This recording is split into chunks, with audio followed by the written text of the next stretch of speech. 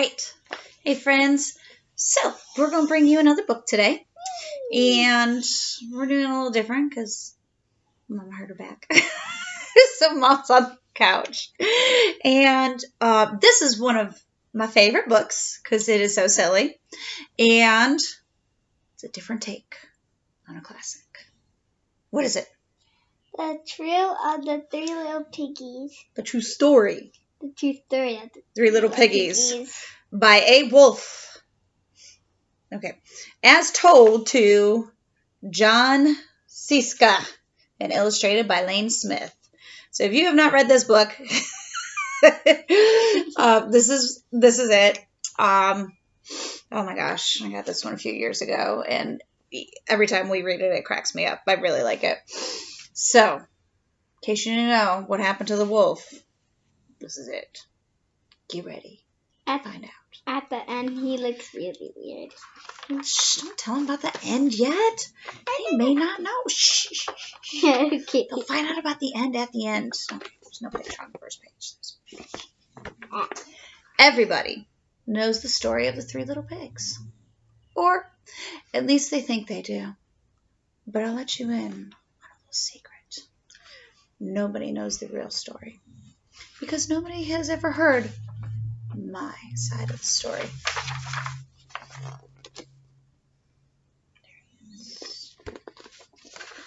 I'm the wolf, Alexander T. Wolfe. You can call me Al. I don't know how this whole big bad wolf thing got started, but it's all wrong. Maybe it's because of our diet. Hey, it's not my fault that wolves eat cute little animals like bunnies and sheep and pigs. That's just the way we are. If cheeseburgers were cute, folks would probably think you were big and bad too. It's a big old burger. Oh, I love bunnies. But, like I was saying, the whole big bad wolf thing is all wrong. The real story is about a sneeze and a cup of sugar. A sneeze and a cup of sugar?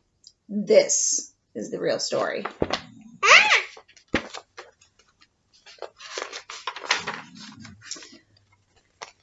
There he is. Looks like he's baking. Okay. Bacon. Get it? Okay. All right.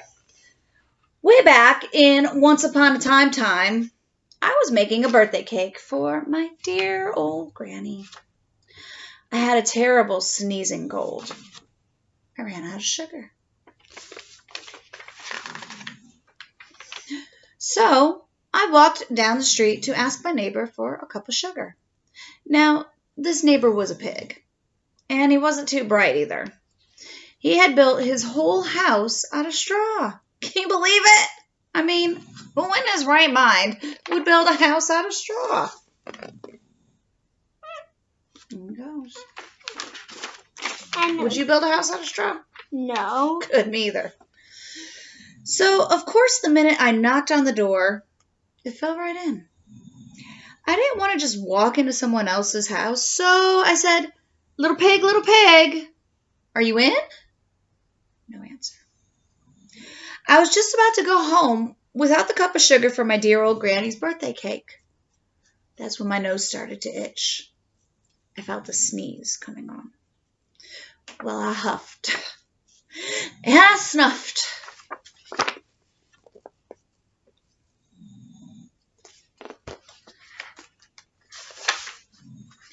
And I sneezed! Yes!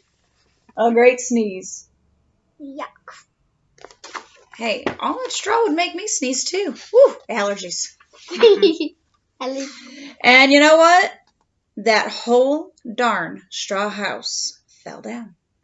And right in the middle of the pile of straw was the first little pig. Dead as a doornail. He had been home the whole time. It seemed like a shame to leave a perfectly good ham dinner lying there in the straw, so I ate it up. Think of it as a big cheeseburger just laying there. I mean, you would eat it too, right? Sure you would if you were a wolf. I wouldn't. I was feeling a little better, but I still didn't have my cup of sugar. So I went to the next neighbor's house. This neighbor was the first little pig's brother. He was a little smarter, but not much. He had built his house out of sticks. I rang the bell to the stick house. Nobody answered. I called, Mr. Pig! Mr. Pig, are you in? He yelled back, Go away, wolf! You can't come in. I'm shaving the hairs on my chinny chin chin. What a rude little porker. Yeah. Rude. I had just grabbed the doorknob when I felt another sneeze coming on.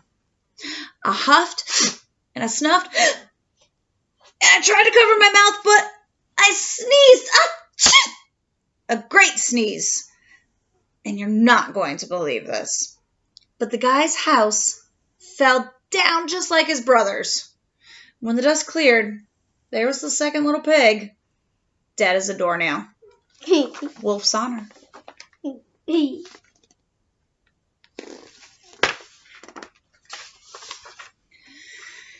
Now, you know food will spoil if you just leave it out in the open. So I did the only thing there was to do. I had dinner again. Think of it as a second helping. I was getting awfully full. But my cold was feeling better. And I still didn't have that cup of sugar for my dear old granny's birthday cake, so I went to the next house. This guy was the first and second little pig's brother. He must have been the brains of the family. He had built his house out of bricks. I knocked on the brick house. No answer. I called, Mr. Pig, Mr. Pig, are you in? And do you know what that rude little porker answered? Get out of here, wolf. Don't bother me. I wouldn't want his sugar. What in the world? Talk about impolite. He probably had a whole sack full of sugar, and he wouldn't even give me one little cup for my dear sweet old granny's birthday cake. What a pig! I was just about to go home, maybe make a nice birthday card instead of a cake, when I felt my cold coming on. I huffed, and I snuffed, and I sneezed again. And the third little pig yelled, and your old granny can sit on a pin. He's a rude pig. Excuse me?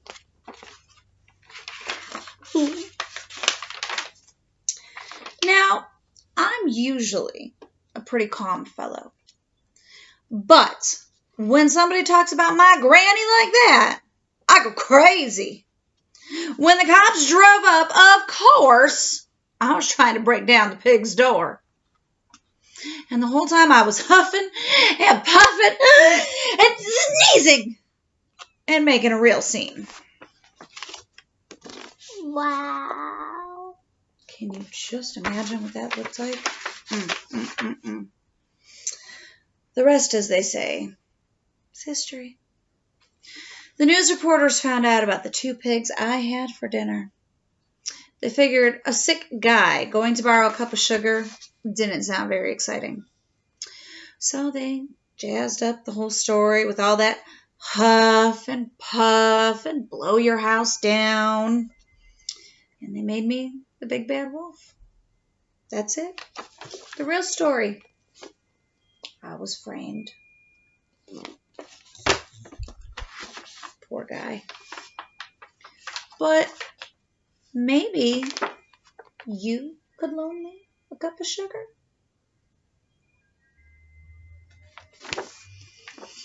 That poor wolf. What do you think? Was he framed? Did he do it? Is he big and bad? Yeah. Oh, I don't know. Sounds like those pigs set him up. All right. I hope you like this different take on the three little pigs. And maybe, if you're feeling creative, you might like to illustrate this different take on the Three Little Pigs. And if you do, you can always send me your drawings or any thoughts you have on the book at Mrs. Mims, the number 1, on Twitter. That's my handle. And we can always chat. If there's other stories that you'd like to hear, you can let me know or leave any comments down below. I'm my own little grumpy pig here. And we'll talk to you guys later. Bye. Take care.